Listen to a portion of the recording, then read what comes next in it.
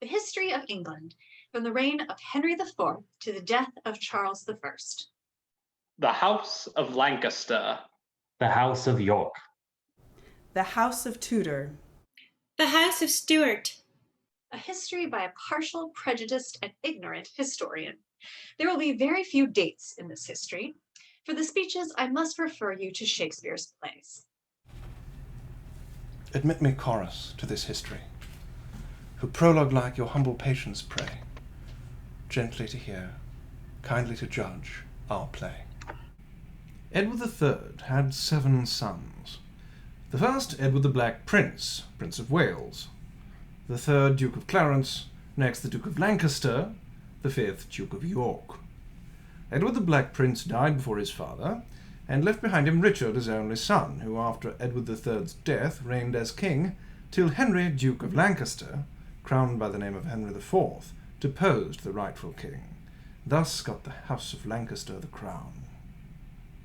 Henry IV ascended the throne of England, much to his own satisfaction, in the year 1399, after having prevailed on his cousin and predecessor, Richard II, to resign it to him, and to retire for the rest of his life to Pomfret Castle, where he happened to be murdered. How I came by the crown, O God forgive. My kingdom hath had many noble princes, my progenitors, kings of this realm. That wise prince, Henry IV, whose wisdom was a mirror to the wisest.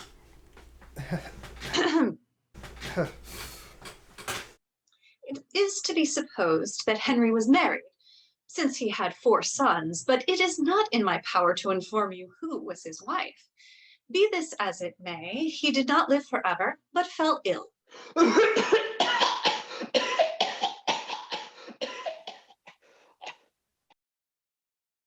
His son, the Prince of Wales, came and took away the crown, whereupon the king made a long speech.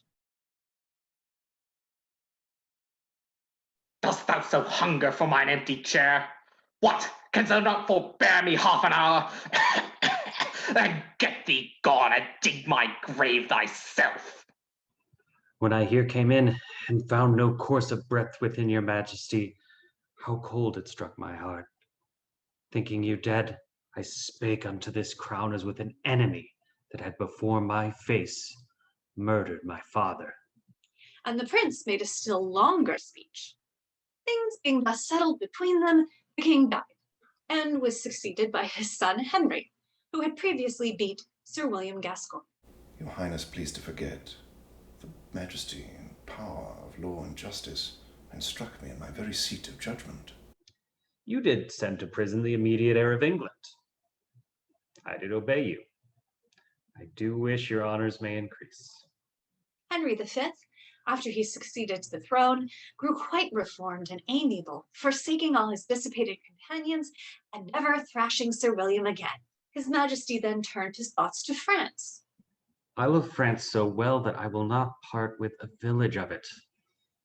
I will have it all mine. Where he went and fought the famous Battle of Agincourt. This story shall the good man teach his son, and we in it shall be remembered. We few, we happy few, we band of brothers. We are in great danger. The greater, therefore, should our courage be. Once more into the breach. The game's afoot. Cry, God for Henry, England and St. George. He afterwards married the French king's daughter, Katharine, a very agreeable woman by Shakespeare's account. Your Majesty have false French enough to deceive the most sage damsels that is in France. Now fie upon my false French. By mine honor, I love thee, Kate. Wilt thou have me? That is as it shall please the king, my father. Nay, it will please him well, Kate. It shall please him, Kate. Then it shall also content me. In spite of all of this, however, he died and was succeeded by his son Henry VI. It was in this reign that Joan of Arc lived and made such a row among the English. Our English troops retire, I cannot stay them. A woman clad in armour chaseth them. drives back our troops and conquers as she lists. Assigned am I to be the English scourge. Bring that sorceress condemned to burn. They should not have burnt her, but they did. Henry VI. I cannot say much for this monarch's sense. All his mind is bent to holiness. Mr. Goldsmith? Mr. Goldsmith, you wrote a history of England, Henry VI. But his temper increased his natural imbecility. I cannot say much for his sense, nor would I if I could, for he was a Lancastrian. I suppose you know all about the wars between him and the Duke of York, who was of the right side. Edward III had 7 sons. My mother was heir unto Lionel, Duke of Clarence. By her I claim the kingdom. Henry doth claim the crown from the 4th son. York claims it from the 3rd. My title's weak. Father, tear the crown from the usurper's head. Sweet father, do so. Set it on your head. Then I will raise aloft the milk-white rose, and in my standard bear the arms of York, to grapple with the house of Lancaster. I will be king or die. The red rose and the white, the fatal colours of our striving houses. If you contend, 1,000 lives must wither. If you do not know about the wars, you had better find some other history, for I shall not be very diffuse in this, meaning by it only to vent my spleen against, and show my hatred to, all those people whose parties or principles do not suit with mine, and not to give information. Henry VI married Margaret of Anjou. I am ready to put on armor. There were several battles between the Yorkists and Lancastrians. What? Was it you that would be England's king? Look, York, I stained this napkin with the blood of your darling boy, and if thine eyes can water for his death, I give thee this to dry thy cheeks withal. Alas, poor York, but that I hate thee deadly, I should lament thy miserable state. Off with his head.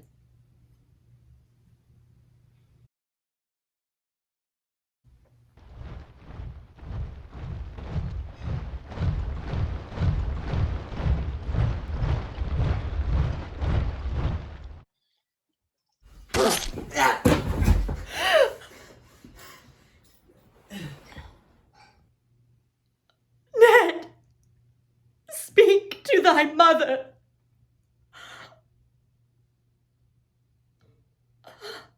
Her distresses and misfortunes were so great as almost to make me who hate her pity her.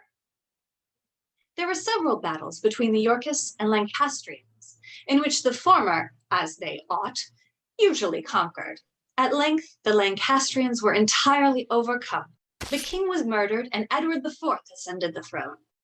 His best qualities were courage and beauty.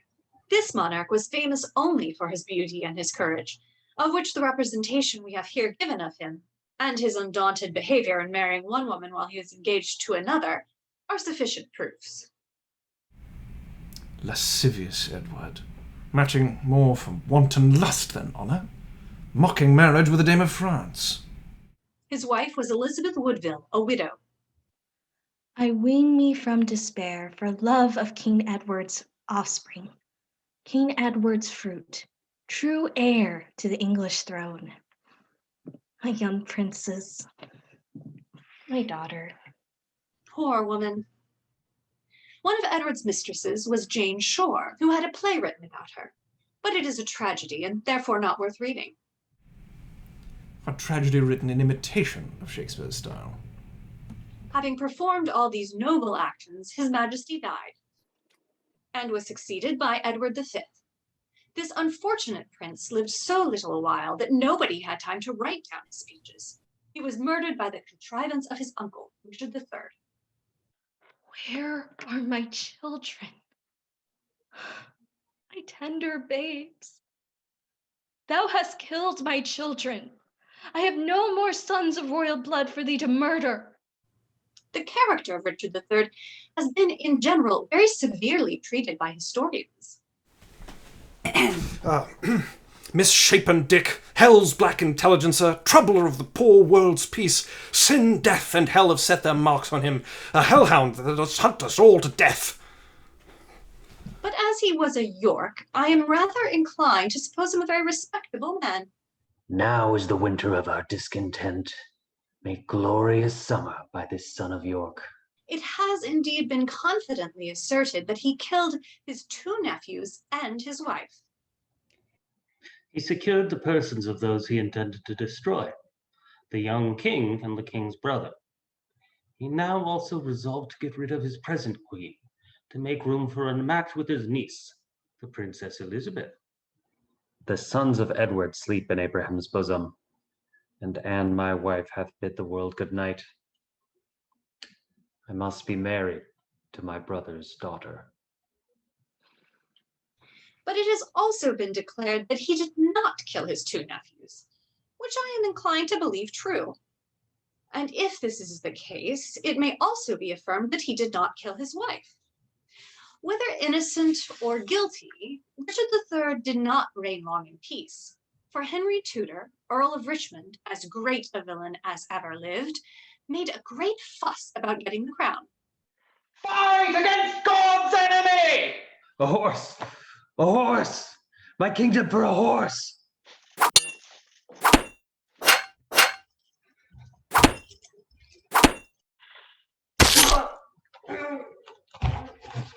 Having killed the king at the Battle of Bosworth, Henry VII succeeded to the throne. This monarch, soon after his accession, married the Princess Elizabeth of York. But the true succeeders of each royal house by God's fair ordinance conjoined together. We will unite the white rose and the red. By this alliance, he plainly proved that he thought his own right inferior to hers, though he pretended to the contrary. That monster of iniquity and avarice confined his wife's mother, Elizabeth Woodville, in a convent.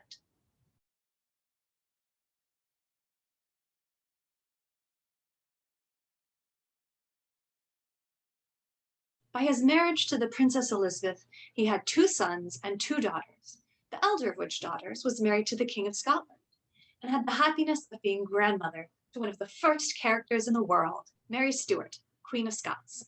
But of her, I shall have occasion to speak more at large in the future. The younger daughter was grandmother to Lady Jane Grey, who, though inferior to her lovely cousin, the Queen of Scots, was yet an amiable young woman and famous for reading Greek, while other people were hunting.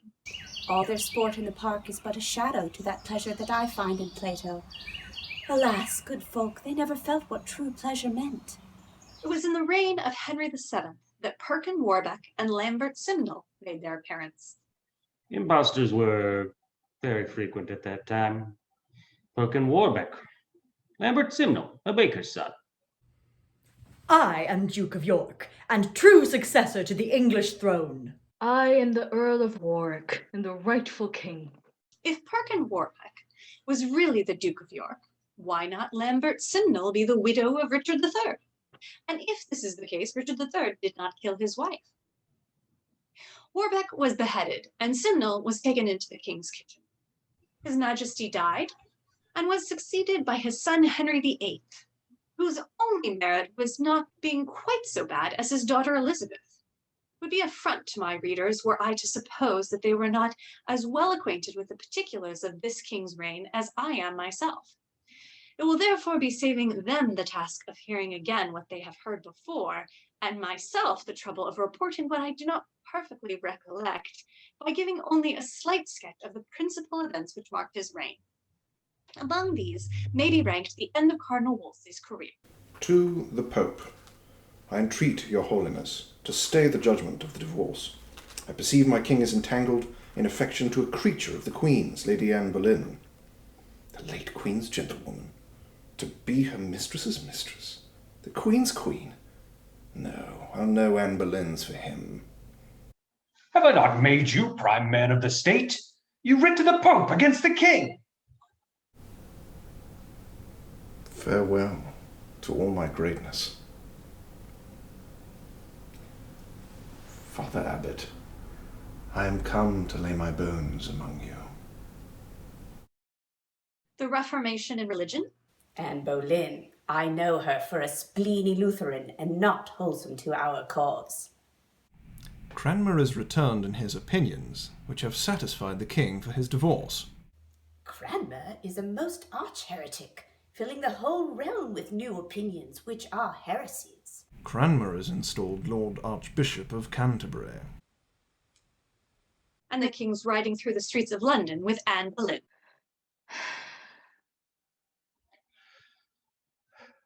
This Lady Anne, whom the king in secrecy hath long married, this day was viewed in open as his queen. From this lady shall proceed a gem to lighten all this isle, this royal infant, Elizabeth.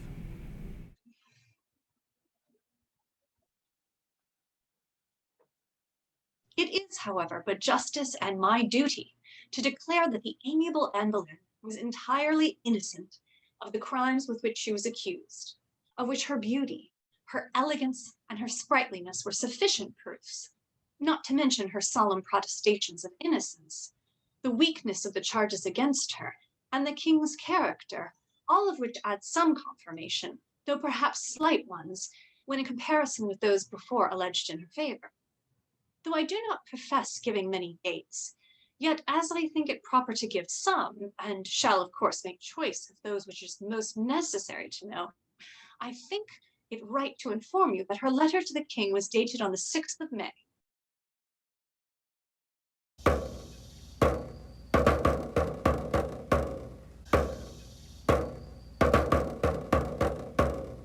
The crimes and cruelties of this prince were too numerous to be mentioned, as this history, I trust, has fully shown, and nothing can be said in his vindication.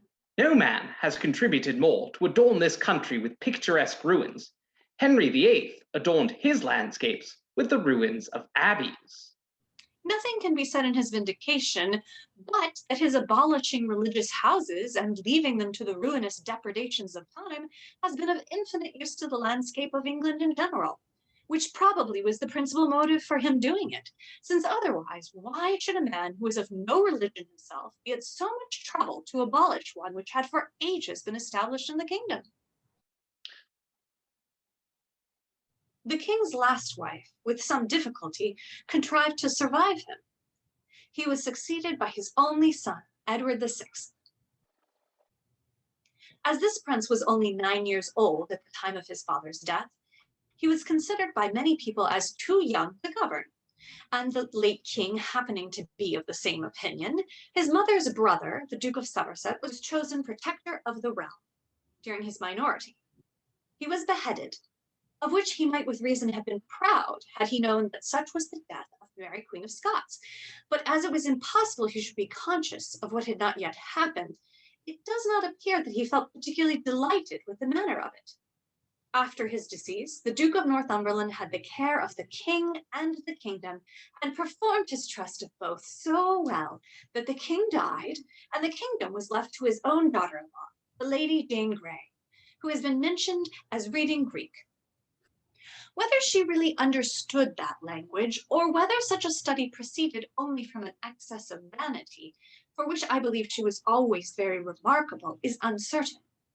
Whatever might be the cause, she preserved the same appearance of knowledge and contempt of what was generally esteemed pleasure during the whole of her life, for she declared herself displeased with being appointed queen.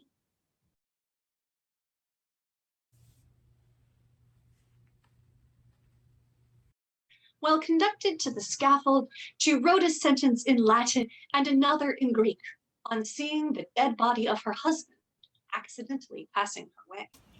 Contra corpus erat iustia, humana sed divina misericordia erit pro anima eius. Human justice was against his body, but divine mercy will be for his soul. Mary had the good luck of being advanced to the throne of England, in spite of the superior pretensions, merit, and beauty of her cousins Mary, Queen of Scots, and Lady Jane Grey.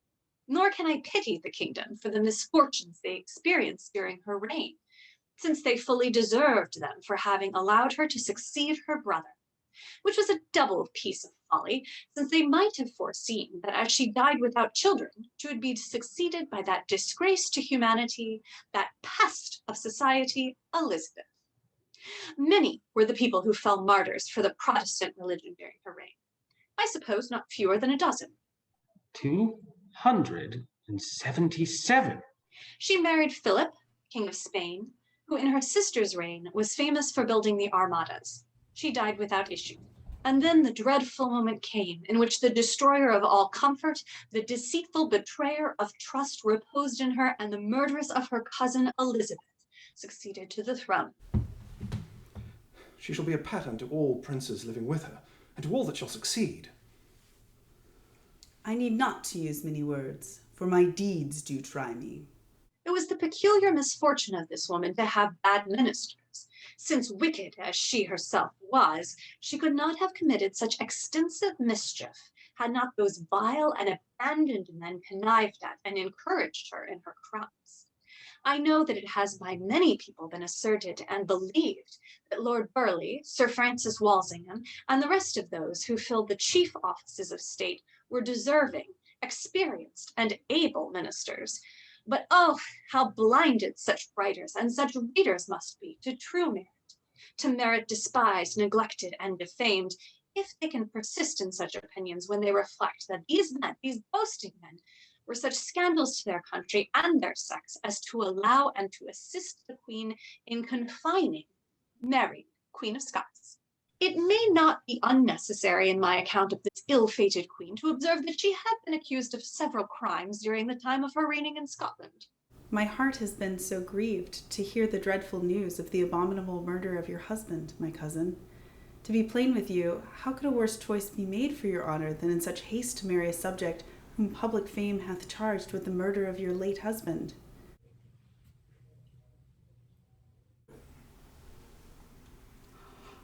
Wicked murderess! I most seriously do assure you that she was entirely innocent, having never been guilty of anything more than imprudencies into which she was betrayed by the openness of her heart, her youth, and her education. I trust by this assurance I have entirely done away with every suspicion and every doubt which may have arisen in your mind from what other historians have written of her. Dearest sister, some of my subjects have taken up arms against me. I'm now forced out of my kingdom and driven to such straits that, next to God, I have no hope but in your goodness. If the claims of relationship and merit were of no avail, yet as a queen and as one who condescended to place confidence in Elizabeth, she had every reason to expect assistance and protection. Babington has written to the Queen of Scotland. 6 noble gentlemen will undertake the tragical execution, the dispatch of the usurper, meaning your majesty. The Queen of Scotland replied, set the 6 gentlemen to work. I know not Babington, or even received any letters from him, or wrote any to him.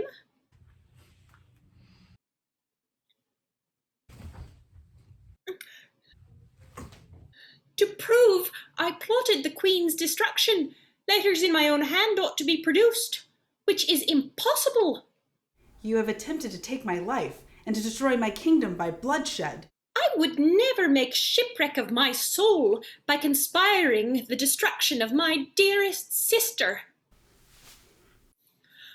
Elizabeth's ministers allowed and assisted their queen in confining her cousin for the space of 19 years, and at length in allowing Elizabeth to bring this amiable woman to an untimely, unmerited, and scandalous death.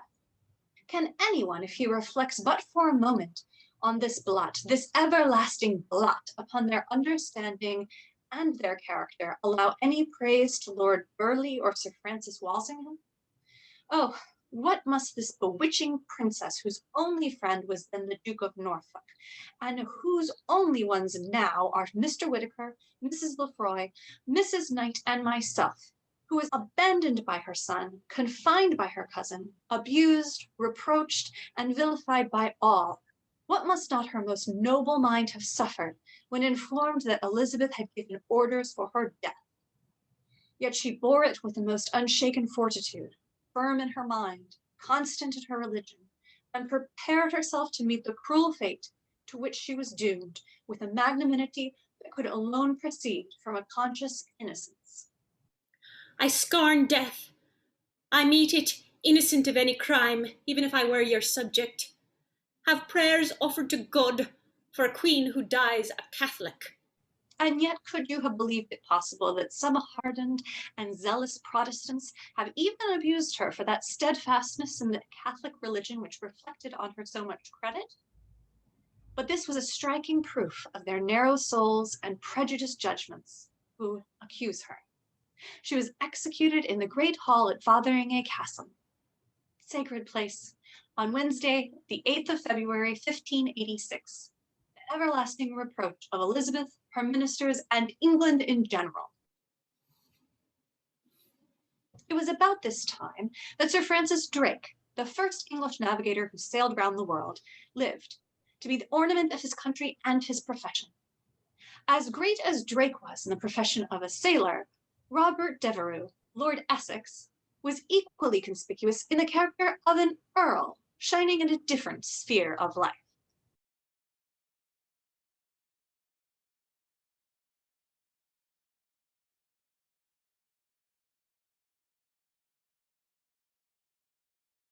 It would be endless to recount the misfortunes of this noble and gallant earl.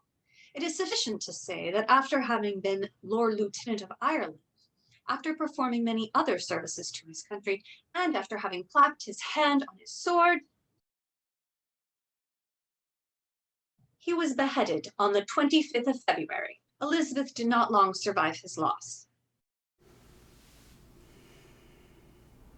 Mr. Shakespeare! Elizabeth, many days shall see her. But she must die. She must. The saints will have her. Must. Is must a word to be addressed to princes? Elizabeth did not long survive the loss of Lord Essex. She died.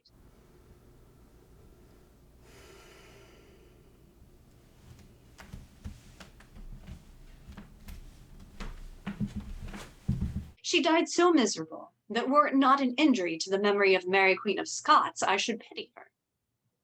James I. Though this king had some faults, the most principal was allowing his mother's death, yet considered on the whole, I cannot help liking him. As I am myself partial to the Roman Catholic religion, it is with infinite regret that I am obliged to blame the behavior of any member of it.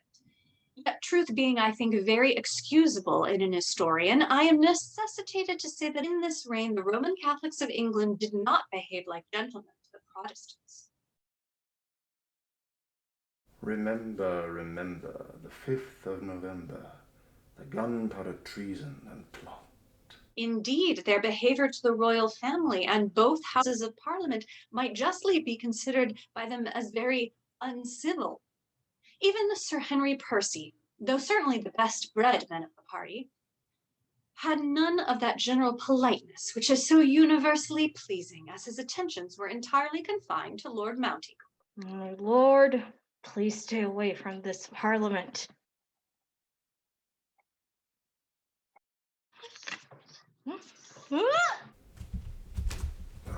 His Majesty was of that amiable disposition which inclines to friendship, and in such points was possessed of a keener penetration in discovering merit than many other people. I once heard an excellent charade on carpet, of which the subject I am now on reminds me, and as I think it may afford my hearers some amusement to find it out, I shall here take the liberty of presenting it to you. My first is what my second was to King James I, and you tread on my whole. One of the principal pets of His Majesty was Carr, who afterwards was created Earl of Somerset. On His Majesty's death, he was succeeded by his son, Charles I. This amiable monarch seems to have suffered misfortunes equal to those of his lovely grandmother, misfortunes which he could not deserve since he was her descendant. Never were amiable men so scarce. Throughout the kingdom, only 5 never swerved from their attachment to his majesty. And one of this noble 5 was the king himself, ever steadfast in his own support. The villains of the time dared to rebel against, dethrone, and imprison the unfortunate Mary, and then to oppose, to deceive, and to sell the no less unfortunate Charles. The events of this monarch's reign are too numerous for my pen, and indeed the recital of any events, except what I make myself, is uninteresting to me. My principal reason for undertaking the history of England was to prove the innocence of the Queen of Scots, which I flatter myself with having effectually done, and to abuse Elizabeth, though I'm rather fearful of having fallen short in the latter part of my scheme. As, therefore, it is not my intention to give any particular account of the distresses into which this king was involved through the misconduct and cruelty of his parliament, I shall satisfy myself with vindicating him from the reproach of the arbitrary and tyrannical government with which he has often been charged. This, I feel, is not difficult to be done, for with one argument I am certain of satisfying every sensible and well-disposed person whose opinions have been properly guided by a good education. And this argument is that he was a steward.